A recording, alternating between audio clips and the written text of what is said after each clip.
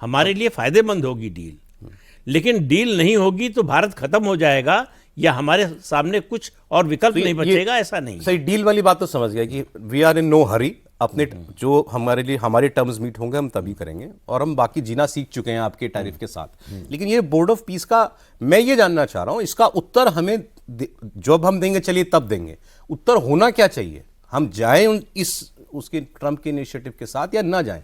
नहीं, देखिए क्या बदला क्या है ट्रंप ने। अमेरिका और यूरोपियन देश लगातार बात करते थे जब से यूनाइटेड नेशंस बना कि रूल बेस्ड जो है वर्ल्ड ऑर्डर, रूल कौन बनाता था? अमेरिका और वेस्ट, और जो उसके मुताबिक चले वो रूल बेस्ड ऑर्डर के मुताबिक चल रहा है। अब ट्रंप ने आके कहा कि ये छोड़ो रूल बेस्ड, अमेरिका रूल नहीं बनाएगा, डोनाल्ड ट्रंप रूल बनाएगा, उसके मुताबिक चलोगे तो रूल बेस्ड ऑर्डर को फॉलो कर रहे हो, अगर नहीं चलेंगे तो नहीं फॉलो कर रहे हैं जी। तो अपने को दुनिया का सम्राट समझने लगे कि उनको लग रहा है कि अब सारी दुनिया हमारी मुट्ठी में है, हमारे मुताबिक चलना चाहिए, दुनिया में हम जिसको जो कहें वो करना चाहिए। लेकिन आप देखिए कि आपने कनाडा के प्रधानमंत्री को भी सुना, फ्रांस के राष्ट्रपति को सुना, ब्राज़ील के राष्ट्रपति को सुना ही था, और भारत ने जिस तरह से जवाब दिया, मेरा मानना है कि सबसे अच्छी तरह से भारत ने डील किया। ऐसा है कि बुली जो है उसकी हर बात का आप जवाब देंगे तो ट्रैप में फंस जाएंगे। ओके, तो उसको प्रवोक करते रहिए, आपकी चुप्पी जो है उसको और ज्यादा चिढ़ाती है। तो यही बजाय कि हम कुछ कहें अमेरिका पूछे भाई आप क्या करने वाले हैं, पहले वो बोले। हाँ, ओके ठीक है सर।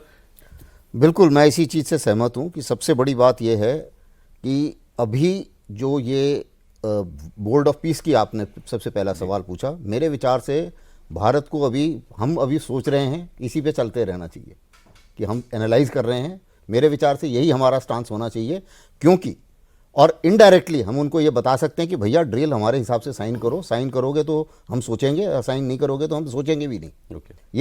ये इनफॉर्मल तरीके से बताया जा सकता है। फॉर्मली होना चाहिए कि हाँ वी आर स्टडिंग, ये एमईए की स्टेटमेंट ये बिल्कुल सही है। अब अगर आप आते हैं पहले इस बोर्ड की जो अहमियत है, मैं उसी को ज़रा बता दूं। देखिए ये बोर्ड जो है, ये इसके ऊपर प्रेसिडेंट ट्रंप ने बोला कि मैं लाइफ प्रेसिडेंट रहूंगा। हाँ, उस बोर्ड का चेयरमैन मैं लाइफ लॉन्ग चेयरमैन, यानी कि जब वो पद छोड़ देंगे तब भी वो चेयरमैन रहेंगे। यानी कि ये इंस्टीट्यूशन जो है ये पर्सनैलिटी ओरिएंटेड, और एक पर्सनैलिटी ओरिएंटेड इंस्टीट्यूशन का औचित्य मेरे हिसाब से कोई खास बनता नहीं।